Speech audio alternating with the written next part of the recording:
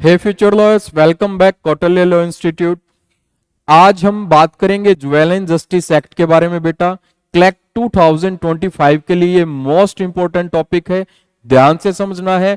हर चीज का ओवरव्यू लेंगे, ध्यान से आप लोगों को समझना है, हर चीज को डिटेल तौर पे समझाया जाएगा। तो चलिए स्टार्ट करते हैं बेटा ज्वेल एंड जस्टिस एक्ट के बारे में।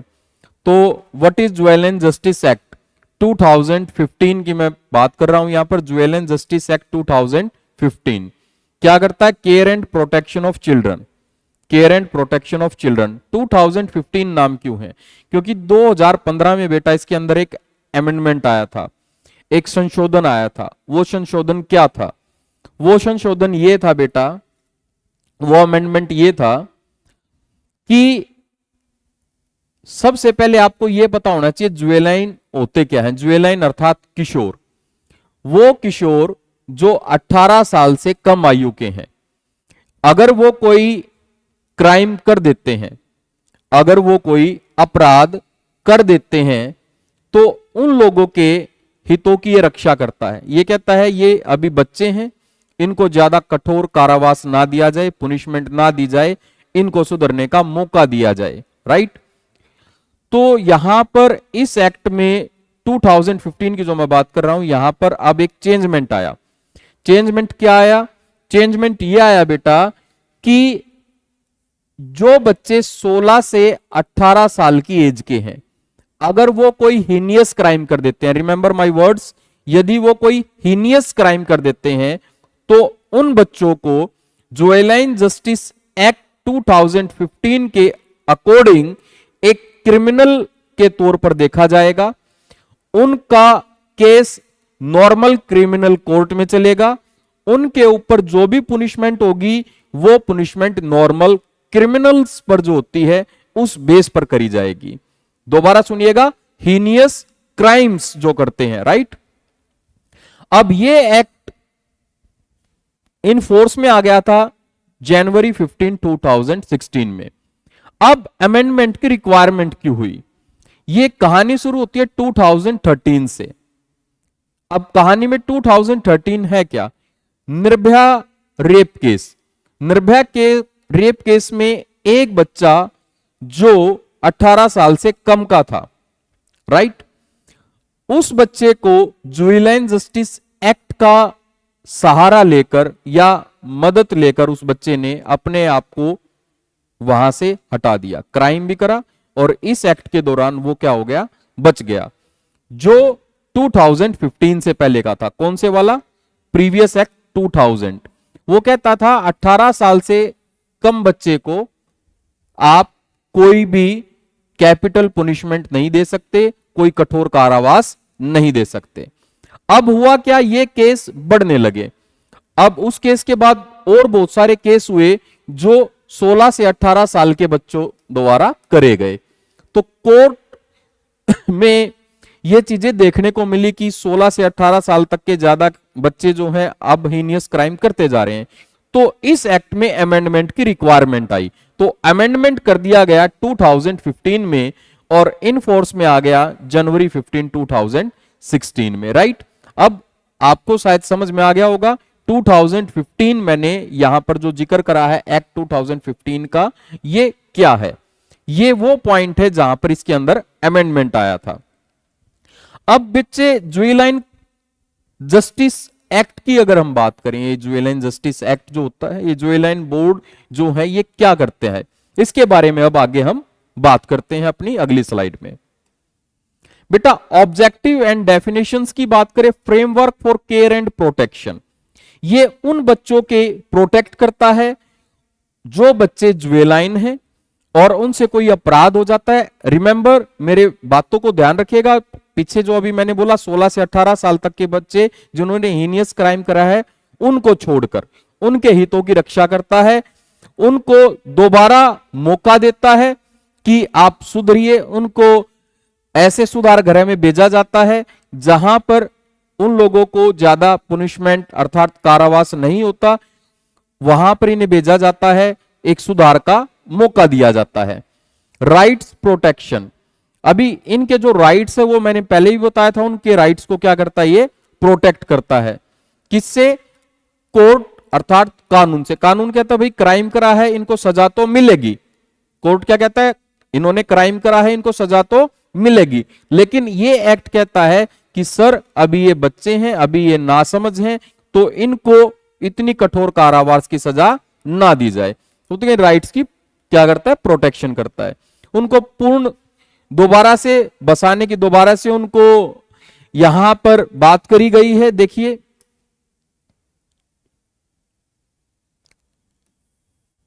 रिहेबिलिटेशन यहां पर प्रमोट करता है उनको सोशली उनको दोबारा बसाने की। Right to conflict with the law preventing repeat offences, right. Specialized institute होते हैं इन बच्चों के। Establish specialized institutions, mechanism for care, protection, treatment and the rehabilitation of the children need conflict with the law, right? ये act अगर simple भाषा में बात करें, उन बच्चों के हितों की रक्षा करता है जो 18 साल से कम है और उनके द्वारा यदि कोई क्राइम हो जाता है। लेकिन अमेंडमेंट जो करी गई उसको भी याद रखना, 16 से 18 साल तक के बच्चे यदि कोई हीनियस क्राइम कर देते हैं तो उनकी ये रक्षा नहीं करेगा, उनको प्रोटेक्ट नहीं करेगा। नेक्स्ट बच्चे, की amendment and juvenile justice board की अगर बात करें, amendment reason, the act was amended primarily due to increasing rape and murder committed by children age 16 to 18। इसके बारे में अभी मैंने थोड़ी देर पहले आपको बता भी दिया था। Particularly influenced by the Nirbhaya gang rape. अभी निर्भया गैंग रेप में जो ये इतना जघन्य अपराध हुआ, इतना गलत जो ये काम हुआ, उस चीज को देखकर यहां पर अमेंडमेंट करने की रिक्वायरमेंट आई। ट्रायल्स एज अडल्ट, अब उनका ट्रायल कैसे लिया जाएगा? यदि कोई हीनियस क्राइम कर देते हैं तो उनका एज ए अडल्ट ट्रायल लिया जाएगा। The amendment act allow the trial of accused age 16 to 18 as adult for heinous crime. Remember my words, heinous crime, मैं बार बार एक वर्ड दे रहा हूं, हीनियस क्राइम। यदि कोई हीनियस क्राइम नहीं करता है, यदि कोई हीनियस क्राइम नहीं करता है तो उसको एज ए अडल्ट ट्रायल पे नहीं लिया जाएगा, एज ए अडल्ट ट्रायल पे नहीं लिया जाएगा। यदि कोई हीनियस क्राइम करता है तो ही लिया जाएगा। Made by the with the decision made by the juvenile justice board. अब जुवेनाइल जस्टिस बोर्ड ये तय करेगा कि ये उनका जो अपराध है ये हीनियस है या कैसे है। उसके बेस पर यदि वो बता देते हैं सर ये हीनियस क्राइम है, we are not here to tolerate this type of the offences, right. अभी अगला पॉइंट है बेटा, यहां पर बोर्ड की बात करते हैं, जुवेनाइल जस्टिस बोर्ड। इस बोर्ड में बेटा क्या है? इस बोर्ड में एक मजिस्ट्रेट होता है और 2 सोशल वर्कर होते हैं, और एक सोशल वर्कर एक फीमेल होनी कंपलसरी है, राइट।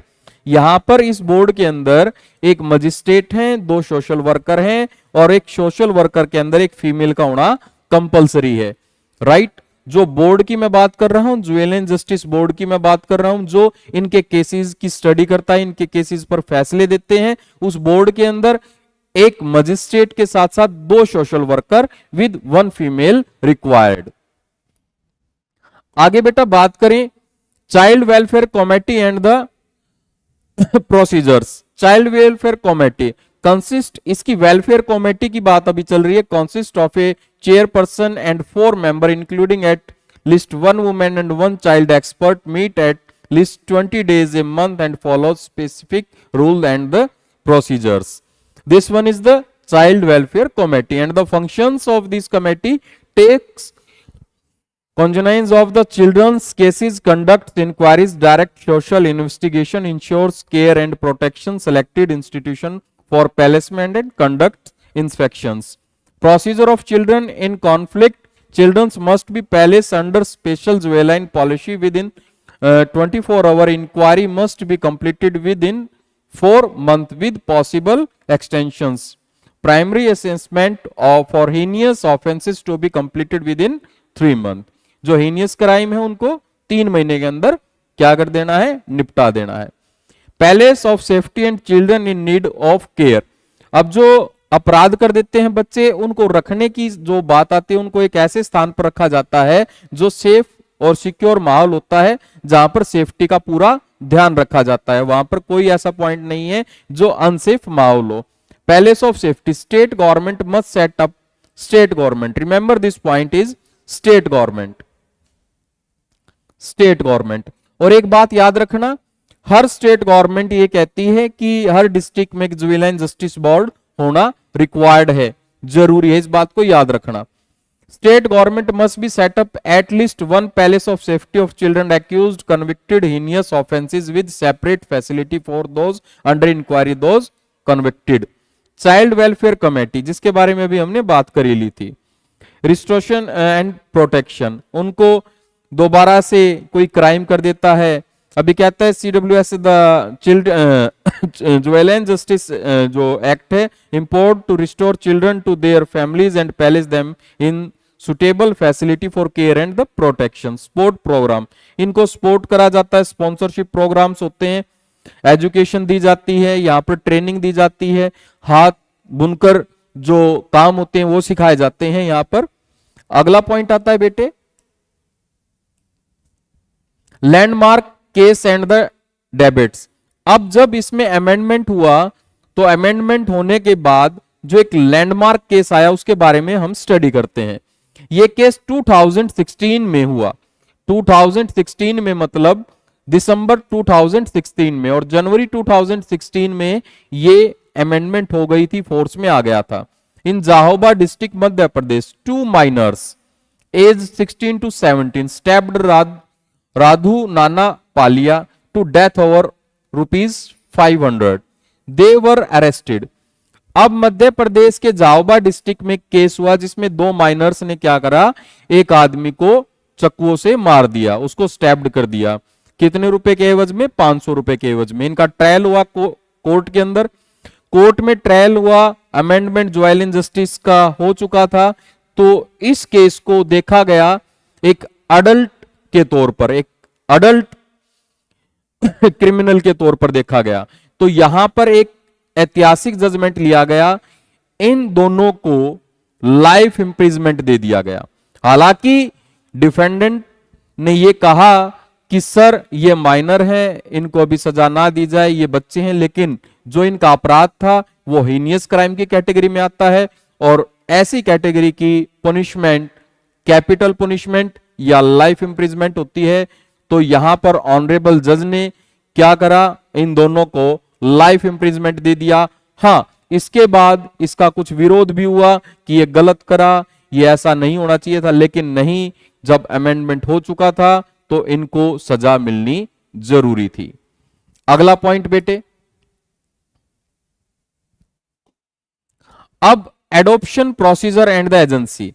अब कुछ यहां पर ऐसे बच्चे होते हैं जो क्राइम कर देते हैं, जुवेनाइल जस्टिस बोर्ड उनको दोबारा बसाने की कोशिश करता है, उनको एडॉप्ट अर्थात उनको गोद दे देते हैं उन बच्चों को।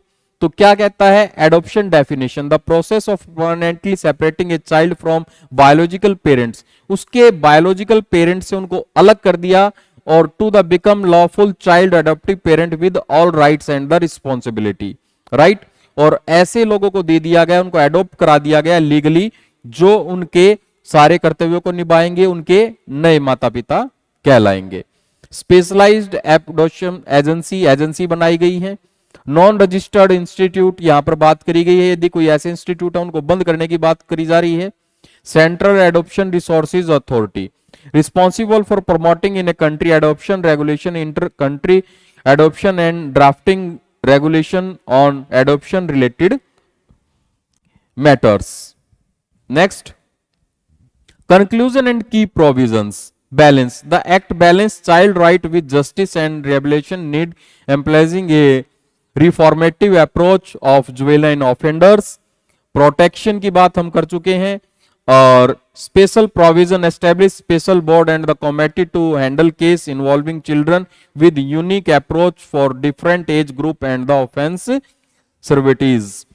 अब बेटे आपने क्या समझा जुवेनाइल जस्टिस बोर्ड में? बड़ा सिंपल सा पॉइंट है, एक नॉर्मल से पॉइंट की मैं बात करता हूं, एक कंक्लूजन आपको मैं दे देता हूं। 2015 में अमेंडमेंट उन बच्चों के लिए कर दिया गया जो 16 से 18 साल के हैं, यदि कोई हीनियस क्राइम करते हैं तो उनको एज ए अडल्ट क्रिमिनल के तौर पे देखा जाएगा, और यदि कोई बच्चा हीनियस क्राइम नहीं करता है तो जुवेनाइल जस्टिस बोर्ड उसको दोबारा सुधार गृह में भेजता है, सुधार गृह में उसको सुधारने की कोशिश करी जाती है, उनको ज्यादा सख्त पुनिशमेंट नहीं दी जाती है। कुछ बच्चे ऐसे होते हैं जिनके माता पिता उनको दोबारा स्वीकार नहीं करते हैं, तो उनको एडॉप्शन स्टेज पे दे दिया जाता है, उनको उन एजेंसियों के संपर्क में लाया जाता है जो बच्चों को गोद देती हैं और वो उनको गोद देने का कार्य आगे करती हैं। राइट।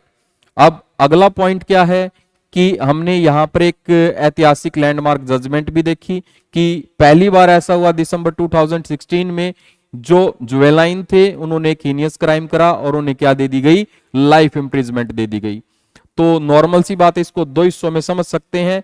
16 से 18 साल तक के वो बच्चे जो हीनियस क्राइम करते हैं, जुवेलाइन जस्टिस एक्ट उनकी मदद नहीं करेगा।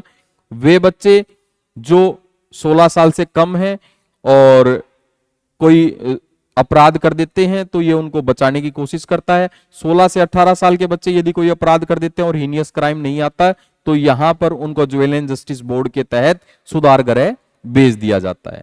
चलिए बच्चे, आज के लिए इतना ही।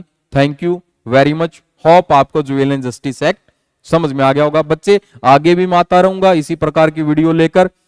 प्लीज चैनल को सब्सक्राइब करना ना भूलें और शेयर करना वीडियो को तो बिल्कुल ना भूलें। Thank you.